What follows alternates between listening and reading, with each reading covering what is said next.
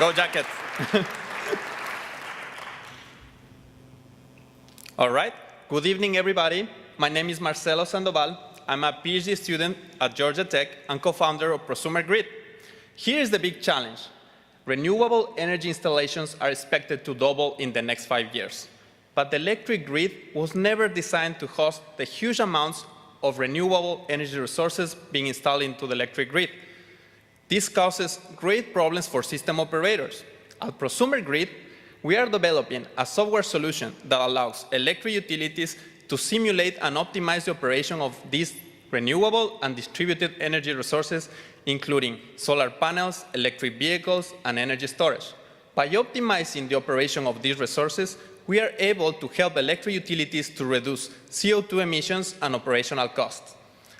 Our unique innovation is based on decentralized optimization. This allows our software to be faster, scalable, and reliable. Our team has the passion and the background to succeed. We have experts in power systems, economic optimization, business strategy, and electric utilities. In fact, 2 of our team members have already successfully commercialized software for the electric grid, which is widely used around electric utilities around the world. Our research started 3 years ago with a grant from ARPA-E to Georgia Tech.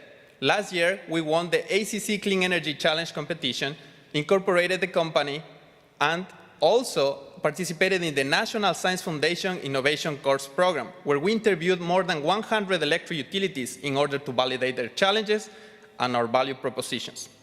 This year, we finalized our first subcontract with the National Renewable Energy Laboratory. And we are also partnering with companies like Solar City and Southern California Edison in order to conduct pilot projects. Our target customers are electric utilities and energy delivery companies. This is a huge and fast-growing market. In order to sell to these electric utilities, we plan to conduct pilot projects with companies like NRECA that will later become our first customers. Our business model is based on a software-as-a-service licensing model, which allows our customers to access our software through the internet. Here are the biggest impacts that we deliver. We deliver a huge return for our investors. Also, we have a software solution that allows faster, scalable, and reliable solutions for electric utilities to help them reduce CO2 emissions and also operational costs. We need your vote. With your help, we will be able to buy additional software licenses and also to continue transforming and upgrading our grid into a more sustainable one. Thank you very much.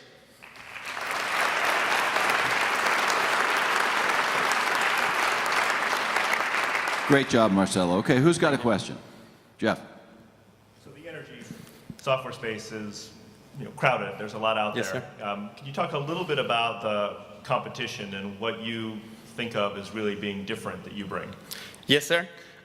So when we started this project 3 years ago, we said we're going to develop the software, we're going to sell it to independent system operators who are regional system operators are regional institutions that maintain the grid reliability, and then we will become millionaires, right?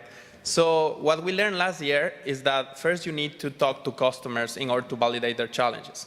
So last year we talked to 10 of the biggest independent system operators. We talked to residential customers, facility managers, and we soon realized that electric utilities had big challenges managing the distributed and renewable energy resources.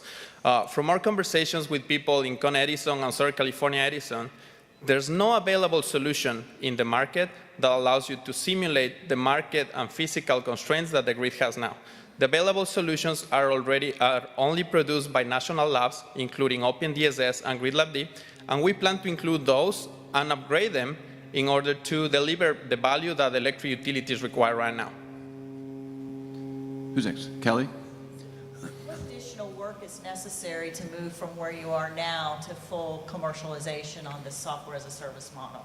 Yes, ma'am. So we have developed the core algorithms that perform the optimization required to achieve the optimal schedule of operation of the resources. In software development, there are a set of required required actions that we need to complete, including first, we need to get the requirements from our partners, including Southern California Edison. We will need to perform a real system demonstration in a controlled environment, so we don't blow up a transformer or something out there. And then we will need to continue doing the validation in the real system for a certain period of time. And we have already submitted 2 proposals to the Department of Energy in order to conduct these pilot validations. What is your time frame? So we expect to be in market in 2 years.